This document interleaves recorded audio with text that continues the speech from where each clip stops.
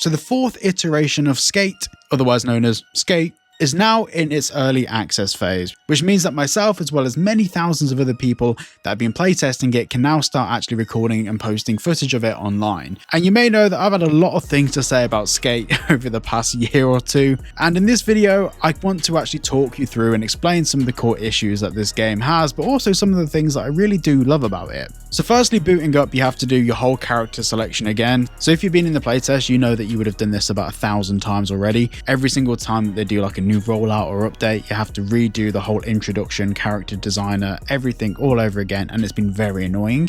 Well, this tutorial, I'm going to skip through it because it's, to be honest, I could do it blindfolded at this point, but essentially it teaches you how to do flip tricks, ollies, the rest of it. So when we headed over to San Vansterdam, which is the city that this is based in, first thing I did was change my camera settings because I'm not a noob. We're playing in the original Skate settings, so we're going to have a low camera.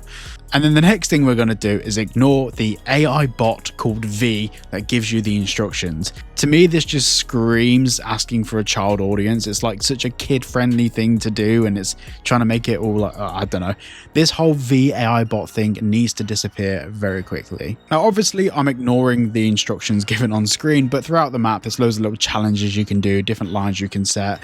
There is no death races at the moment. There is no games of Skate at the moment, but I've heard it through the grapevine that those things are coming for a different part of the map or a different map that they're introducing shortly. Now, the thing that I really want to touch on in this video is some of the core issues with the game. I'm going to quickly go through some of the great stuff, and then the rest of the video is going to be pretty negative, but in a constructive way if Skate happened to see this. So the first thing is that the game is really fun. Like if I'm watching a podcast or if I'm listening to some music, this is such an easy game to jump into, provided that you spent a quarter of your day getting through all the tutorials. But overall, it is a really fun game to get into, and the three amazing things about this game are the 3 community parks. So throughout the map, there's 3 different community parks which you can go and skate in, and after 24 hours, those parks change. So you basically get 3 new skate parks every single day to go and skate in. Sometimes they're repeats, sometimes they just use an old park or they reuse the same one twice.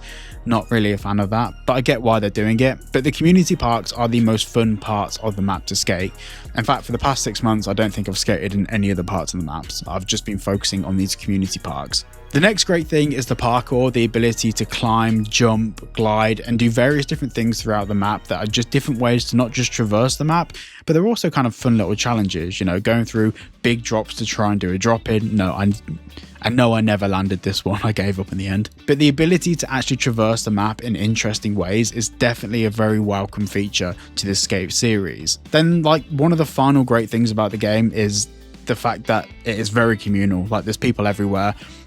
You can actually like join in chats and stuff with these people. Like it feels like a proper Skate game. It feels like a community driven game. Now we need to get to the stuff that I'm not a fan of. There's no dark slides or dark catches. You can't catch the board upside down, you can't dark slide, you can't do anything like that. Which for me is one of my favorite steezy features that was added into previous Skate games. The fact that it's not in this game is absolutely absurd and it should be ridiculed. The next thing is the fact that the graphics, it just looks like a kid-friendly game. Like I'm playing this on a PS5 Pro and you know, it's not the most powerful computing device in the world, but it can sure as shit handle a lot better than this. It just feels like Fortnite. There are reasons to justify it, you know, this game is cross-platform and it works on mobile as well as whatever, but this aesthetic just makes it look like a mobile game that was ported to consoles rather than a console or PC game that was ported to mobile. Now, my next major criticism is the monetization. So I've defended EA for the longest time now with their monetization model, because what they had in the playtest was basically the ability to either, you know, pay with microtransactions, or you could use your in-game money to actually buy some Skate stuff in the game. Now they've actually changed it for this early access, so now we have this new category at the top where you can straight up pay with cash. I've been debited some in-game currency back because I tried some out for like the playtest to see how good it was and see whether it's value for money. But also the cost of everything has gone up since the playtest. Yeah, this went from like somewhat acceptable in the sense that people would pay like $10 and get like a full outfit and it would last them, well, they'd use it for 6 months in the game and they wouldn't really be too bothered about changing it, to now being something that's a bit, in my opinion, quite exploitative of the player. This is, I don't know, after all of the backlash they received, they didn't just keep it as it was, they doubled down. I'm not a fan of this. at all, like at all. Now there is a little defense I have to slide in there. A lot of people are saying that there aren't any real skate brands in the game. There is many, that there is hundreds of real skate brands that are going to be in the game either now or going to be in the future. I feel like that's a bit of like a hate rhetoric that's been spread online that people have just believed and ran with. Now the next one is a bit of a negative but also a bit of a positive at the same time. The physics of the game genuinely feel really good. They do feel intuitive, and also it's very customizable. You can choose all of your assists, you can have everything set to 0 if you want. I personally go for like 25% rather than the standard 50%.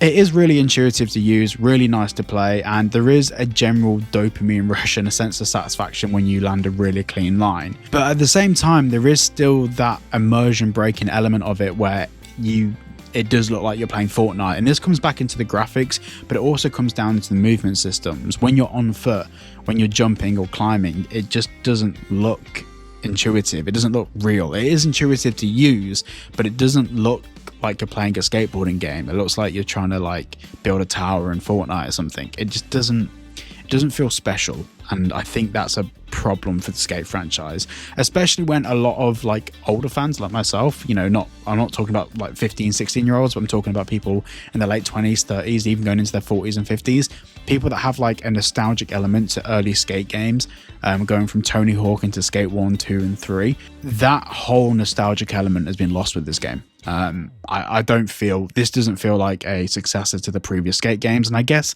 it's kind of not, but at the same token, we all kind of wanted it to feel like it was a successor, and it just doesn't have that spark. I think this is lended back in with the character customization. Like, the characters just look awful. I'm not gonna beat around the bush. These don't look like, they just look crap. It's just not great. It just looks a bit naff. Then this goes into my next criticism, and this is one that's totally subjective, and you are very welcome to disagree with me in the comments. In fact, I encourage it. The music choice in the game is shit. There's like one or two really good artists, but it's like the cheapest song that they've done, the least popular song that they've done that would have been the cheapest to license. Some songs in here which are genuinely crap. In my opinion, like I said, subjective, but this doesn't feel like, if you think of like skateboarding culture and skateboarding music, and I don't just mean present day, I mean going back like over the past maybe 20 years or so, the different influences that have made up what skateboarding culture is. These aren't the songs that come to mind to me. There's a couple in here that are like cool, whatever, maybe, but there's a lot of songs in here which they're just not, I don't know. If you look at like the Skate 3 soundtrack versus this, I think that speaks absolute volumes. Now, I do have a lot more that I'd like to say about the game, but I've already said most of it in previous videos. I think this time was very different because I was able to show you the footage that I've captured of me playing the game. But I think my final thoughts of Skate are very simple. I think Skate is a awesome game to play and kill time, but it doesn't feel like a skate game. This feels like Little Big Planet Skateboarding Edition. It doesn't feel like a skateboarding game in the sense that this isn't something that I could actually feel a community properly thriving around, because it feels like a kid's game, and nothing wrong with kids games, like they're whatever, but it does feel like a bit of an iPad kid game, whereas it doesn't feel like a skate culture representation. And I do know that there is definitely a balance in there, but I just wish that they'd gone for the aesthetic route of like session, but then added all the features that they've added into this. There is so much cool stuff you can do in this, and it is a really fun game to play, but it's just not really a skateboarding game. It's an arcade game that has skateboards. I think this is going to be controversial, and this is going to be interesting in the comments after posting this. But yeah, that's my thoughts. Very keen to hear yours down below. Thanks for watching, and I'll see you all in the next one.